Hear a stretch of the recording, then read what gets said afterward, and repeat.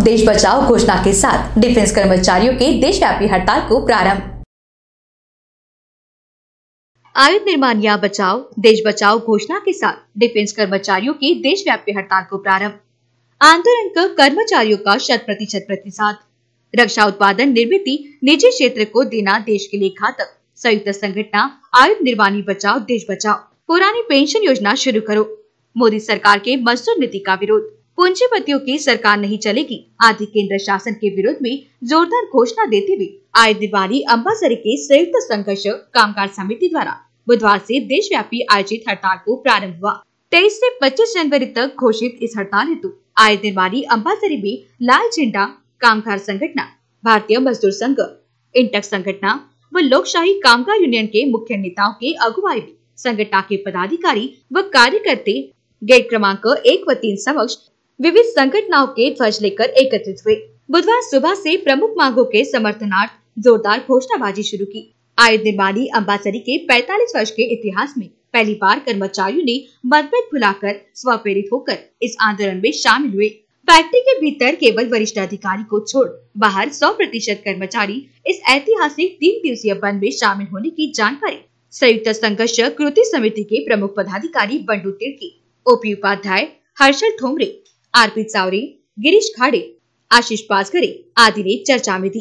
Cocoa model रद्द करो, अरे कोको model, OPS come back, NPS go back, सरकार होश में आओ, होश में आके बात करो।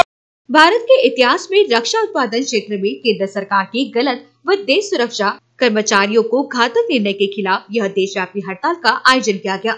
देश भर के 41 आयुध निर्माणियों में कार्यरत 4 लाख कर्मचारी इस हड़ताल में शामिल होकर मोदी सरकार का ध्यान आकर्षण कर रहे हैं।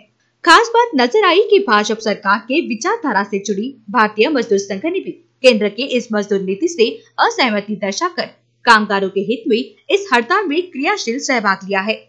भाजपा सरकार के निर्णय से आहत आक्रोशित हड़ताली कर्मचारियों ने बताया कि मोदी सरकार ने देश की सुरक्षा से खिलवाड़ शुरू की है।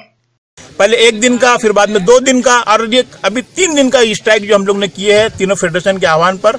ये हमारा जो मुख्य जो मुद्दा जो है एक न्यू पेंशन जो हमारे पे जो लादी गई है और हमारी डिमांड ये है कि पुरानी पेंशन मिलना चाहिए।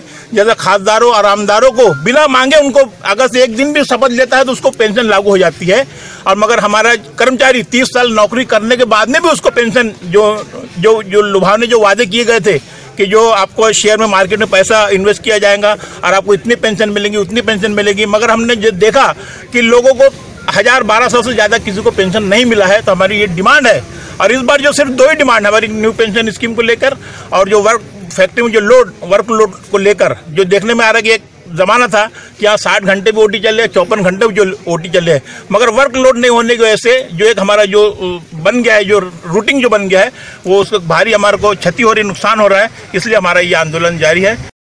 देश के सरकारी रक्षा उत्पादन करने वाले 41 आयुध कारखानों को समक्ष करने की बजाय कमजोर करने की नीति अपनाई है। 50 साल से निर्माण होने वाले दर्जायुक्त अनेक उत्पादन निर्मित को बंद करने की मोदी सरकार ने निर्देश देकर उससे निजी उद्योगपतियों को निर्मित करने के अधिकार बहाल करने की कृति देश सुरक्षा व गुप्तता हेतु धोखादायक स्वरूप की है। वर्तमान में देश के आयुध निर्माणियों का 40% उत्पादन वर्कलोड कम किया जाने से आयुध कारखानों की तथा यहाँ कार्यरत 4 लाख कर्मचारियों की स्थिति चिंताजनक बनी हुई है।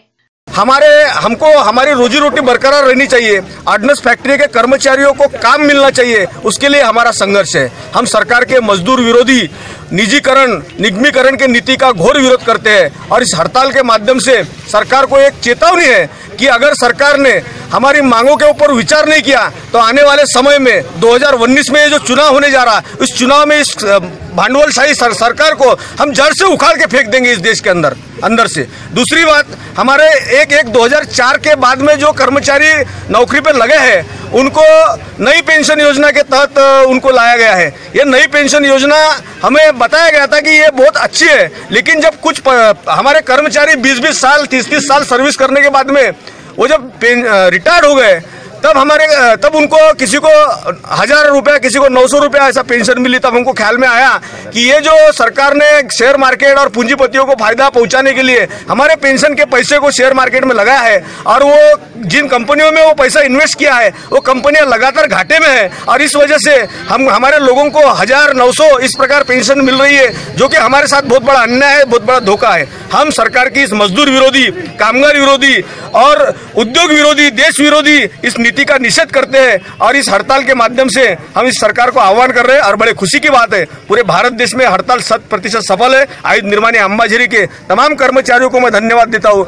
दूसरी ओर 2005 से पुरानी पेंशन योजना रद्द कर नई पेंशन योजना, जो तत्कालीन वाजपेयी सरकार ने संभ्रमित जानकारी देकर नवनियुक्त कर्मचारियों को लागू की, आज उसके दुष्परिणाम सामने आने से देश भर में कार्यरत लाखों कर्मचारी भयग्रस्त व आकर्षित हुए हैं।